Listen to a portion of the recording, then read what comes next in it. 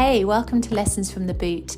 I'm your host, Ms. Brittany, and every week I dive deep into the personal growth and development that living here in South Italy teaches me, in the hope that you can gain some inspiration from it wherever you may be in the world.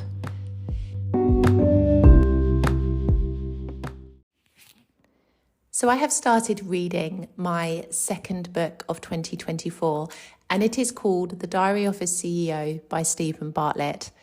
I love Stephen Bartlett. I regularly listen to his podcast of the same name, and I've been following him now for a couple of years.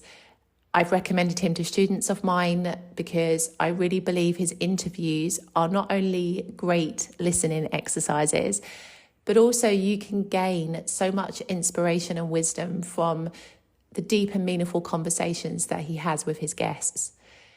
But the reason I'm talking about his book in today's episode is that there was a quote that I've just read which really stood out to me and, in my opinion, is relevant to some of the experiences that I face in my everyday life here in South Italy.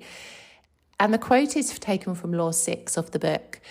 And this particular law is ask, don't tell, the question, behaviour, effect. And the quote in question is ask questions of your actions and your actions will answer. Now, this particular part of the book essentially talks about how we should ask rather than state something when it comes to influencing our own or another's behaviour, because naturally we respond better to questions than we do to statements. And especially when you begin those questions with will, it implies ownership and action and is more likely to lead to the desired result that you have for yourself or for other people. And the reason why this particular part of the book really stood out to me is it got me thinking about how many people respond to life here in South Italy. There is a certain mentality and mindset here where people tend to blame external circumstances for the way that their life looks. The government, politicians, the fact that Sicily is like a forgotten part of Italy. These are all regularly cited reasons as to why there is such a huge problem with the rubbish collection in Palermo, as to why salaries and wages are so low across all of Italy, as to why working conditions are questionable, shall we say, especially here in the south. It's always an external reason, and there seems to be a real lack of personal responsibility. And I do wonder sometimes if people ever really question themselves and what they could do to try to make a significant difference. So when we talk about rubbish collection, for example, in Palermo, this has been an ongoing issue for the entire time that I have known this city. There is a private company called RAP who are responsible for the collection of rubbish in this city, but unfortunately they are not the most reliable. And in recent months, they have come under fire because some of their staff have been caught skiving in bars and restaurants when they said that they were working. And the problem comes, especially after the holiday periods, such as Christmas and Easter, and even during the summer months, the rubbish piles high in the street, akin to the Alps. And it just makes for a really grotty, uncomfortable environment, not to mention the pungent smell that fills the streets. It's actually pretty disgusting. And as I said before, this is not a one-off occasion. This has been happening for the entire time that I've known this city. And I've been visiting and frequenting Palermo since 2018. And I've been living here since 2022. And this has been an ongoing problem for all of that time. And people blame, of course, the government. They blame the region because the region perhaps is a bit corrupt in terms of how it pays the private company to do the work. And then it blames RAP, the private company responsible for the collection. There's always somebody else to blame. But people never really question themselves sometimes. And this isn't for everybody, because I see so many people who respect the environment that they live in, but I also see so many people who don't.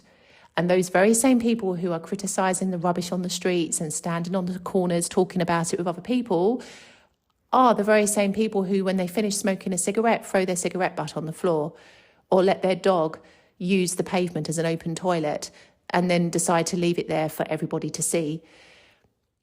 And that is almost the disconnection between the words and the actions. And it's quite interesting because I think if people were to say to themselves, will you keep the streets as clean as you do your house? I think we would live in a very, very different city, because Italian people here, especially in Palermo, are very particular about their homes. Their homes are like palaces in terms of how clean they are and tidy they are in the majority of cases. Yet when it comes to public open spaces and streets, people have less care and consideration.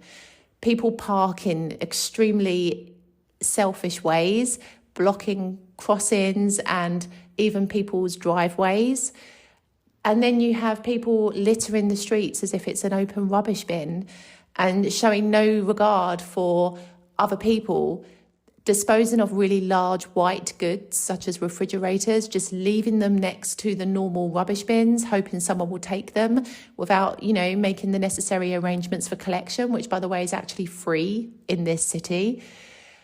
And this is the thing, people don't behave, their actions don't match the words that they speak.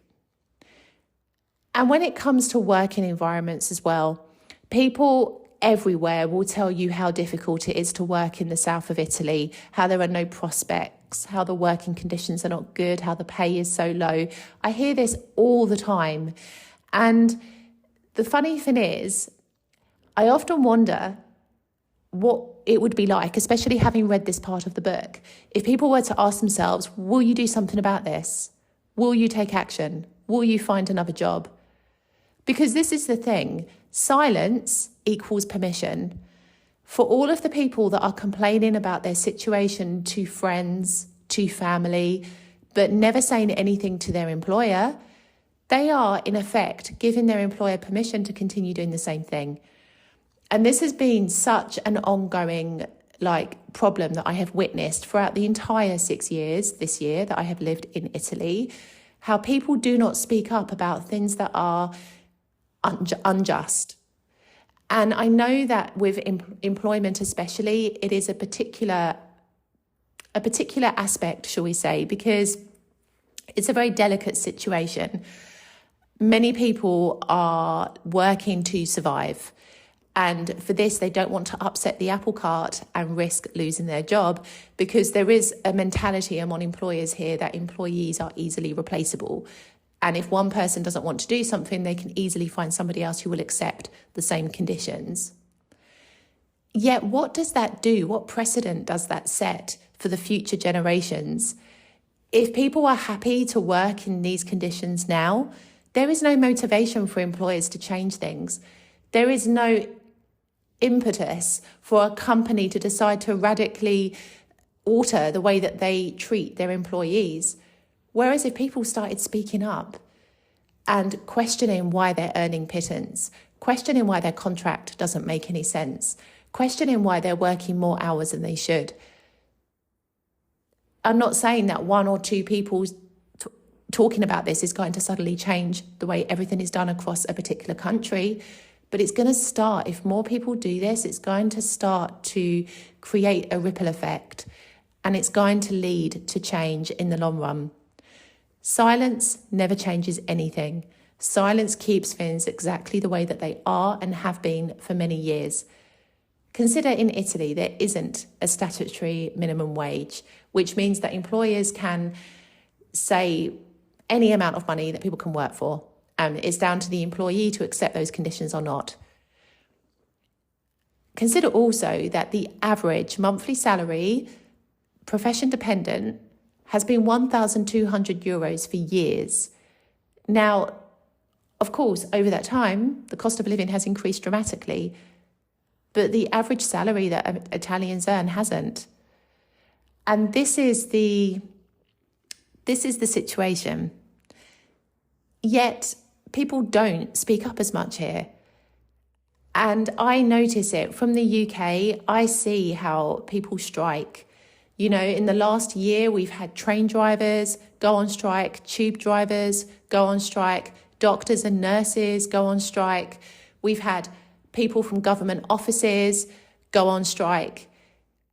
And a lot of the time, those strikes are very effective in achieving the desired results that are necessary. But here in Italy, people don't go on strike as much. I don't see people striking for better money on a regular basis. I don't see people taking the decision to not work because they're unhappy. People accept the conditions because they feel they have no other choice, because they feel the situation can't change, because, again, it's about putting the responsibility onto somebody else and not onto themselves to make a difference in what they're doing. And this part of this book really stood out to me because I think in any aspect of your life, you have a sense of control. There are so many external circumstances that we have no influence over, but there are so many other situations that we have a sense of control over. If only we realized that we need to start asking ourselves more questions about the actions we are taking and the things that we are doing as to whether or not they are really leading us where we want to go. I think it's a really beautiful thing to remember because it's also easy to blame other people for the reason why our lives don't look as they should. And I've spoken about this in previous podcast episodes as well. But I think really holding yourself accountable and asking yourself, will I do this? Will I study? Will I recycle?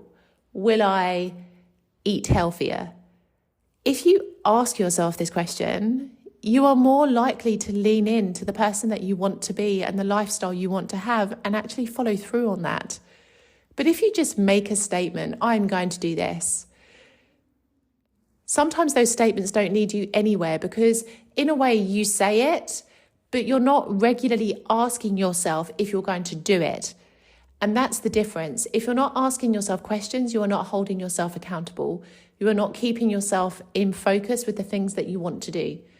And these can be personal goals. These can be goals to improve your environment where you live. They can be big or little. But essentially, when you want to influence your behaviour or even the behaviour of others, asking questions is one of the most powerful things that you can do. And this is what I wanted to talk about in today's episode. So the next time you find yourself in a situation where you want to kind of encourage yourself or another person to do something, try asking a question instead of telling them something and see if that leads to a better response. And the next time you are tempted to blame something external for the reason you don't have the life that you desire, ask yourself the question, will I do something about this? And see what answer comes back. I'll see you in the next episode.